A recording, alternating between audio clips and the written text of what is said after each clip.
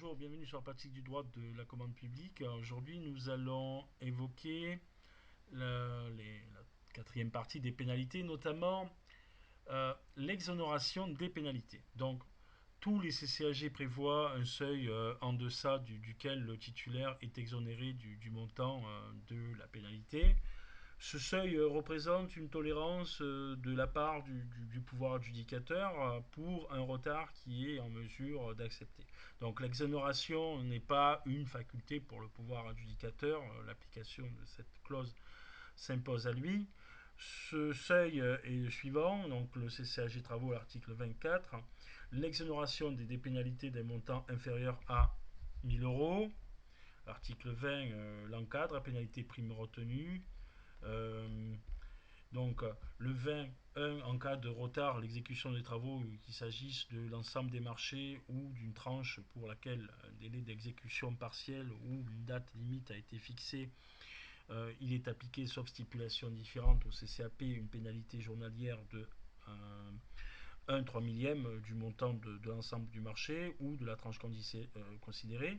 Donc, mais ce montant est celui qui résulte des provisions du marché, c'est-à-dire du marché initial, éventuellement modifié ou complété par des avenants intervenus. Donc, il est évalué à partir des prix de base définis au 11 de l'article 13. Donc, les pénalités sont encourues d'un simple fait de constatation au retard par le maître d'œuvre, ce que nous avons vu. Dans le cas d'une résiliation, les pénalités appliquées jusqu'au jour inclus de la notification de résiliation jusqu'au jour d'arrêt d'exploitation d'entreprise et si résiliation résulte en cas de prévu à l'article 47, ce que nous avons précédemment vu. Les dispositions des deux alinéas qui précèdent sont applicables aux pénalités éventuellement prévues par le CCAP pour le cas de retard dans la résiliation de certains ouvrages, je dirais de parties d'ouvrages ou ensemble de prestations faisant objet de délais partiels ou particuliers de dates limites fixées dans le marché. Ce qui nous amène au 22. Si le CCAP prévoit des primes d'avance et leur attribution est faite sans que l'entrepreneur soit tenu de demander, qu'il s'agisse de primes relatives à l'exécution de l'ensemble des travaux ou de primes concernant certains ouvrages, parties d'ouvrages ou ensemble de prestations faisant l'objet de délais particuliers ou de dates limites fixées dans les marchés.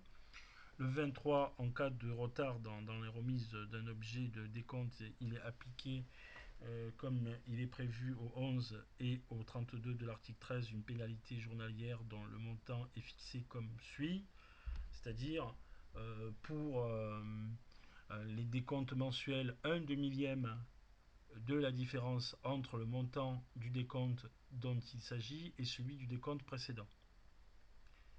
Pour le décompte final, 1 dix-millième du montant de ce décompte. Des pénalités sont appliquées après un ordre de service rappelant à l'entrepreneur ses obligations et sont calculées depuis la date limite fixée par l'ordre de service jusqu'à la remise effective du projet de décompte attendu. Donc le 24, les samedis, dimanches et jours fériés ou chômés ne sont pas déduits pour le calcul des pénalités et des primes. 25, le montant des pénalités et des primes n'est pas plafonné. Et 26, si le marché prévoit, je dirais, des retenues provisoires pour retard dans la mise de documents conformes dans les exécutions, sans préciser à l'article 40, ces retenues sont opérées sur le dernier décompte mensuel. Elles sont appliquées sans mise en demeure préalable et sont payées après remise complète des documents. Donc le 27, dans le cas où l'entrepreneur groupé auquel le paiement est effectué par des comptes séparés, les pénalités et primes sont réparties entre les co-contractants conformément aux indications données par le mandataire, sauf stipulation différente du CCAP. Ce qui nous amène dans les attentes de ces indications, des primes ne sont pas payées et des pénalités sont retenues en totalité au mandataire sans que cette opération engage dans la responsabilité du maître d'ouvrage à l'égard des autres entrepreneurs. Les stipulations des deux aléas qui précèdent s'appliquent aux retenues provisoires. mentionné aussi du présent article.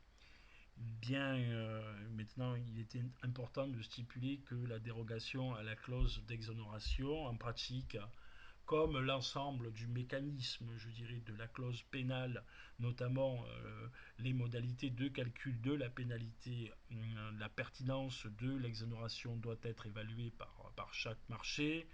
En effet, les modalités de calcul prévues par le CCAG conduisent à des pénalités de faible montant malgré des retards importants. Donc, les clauses d'exonération peuvent alors conduire à ne jamais appliquer les pénalités, hormis dans les situations de retard très graves.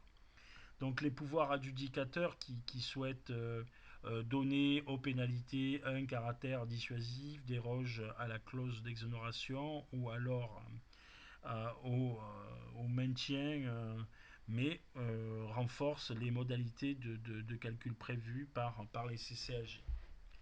Ce qui nous amène au remboursement donc de la pénalité pour je dirais, les marchés de travaux. Le CCAG Travaux stipule que les pénalités sont remboursées aux titulaires lorsqu'elles ont été appliquées sur un délai partiel non respecté alors que le délai global des opérations a été tenu. Dans ce cas, il faut que le retard dans le délai partiel ait en pratique eu un impact sur des autres travaux de l'opération, comme les travaux supplémentaires rendus nécessaires pour les autres corps de métier. Dans cette hypothèse, le remboursement n'est pas une faculté pour le pouvoir adjudicateur, mais plus une obligation, ce qui nous amène à traiter la renonciation aux pénalités. Donc, contrairement à l'idée reçue, le pouvoir adjudicateur peut toujours renoncer à appliquer les pénalités. Celles-ci sont à la charge du titulaire en application du marché, mais le principe est retenu depuis de nombreuses années par le juge administratif. Récemment, en 2010, il a précisé que cette renonciation pouvait résulter du seul comportement du pouvoir adjudicateur qui, s'il accorde des prolongations successives de délai du titulaire, doit être réputé avoir renoncé à l'application des pénalités. Donc dans cet arrêté, le juge précise qu'il est toujours loisible aux parties de s'accorder même sans formaliser l'accord par un avenant pour déroger aux stipulations du contrat initial. Donc il a compris en ce qui concerne les pénalités de retard que la renonciation ne doit donc pas obligatoirement faire l'objet de conclusions d'un avenant.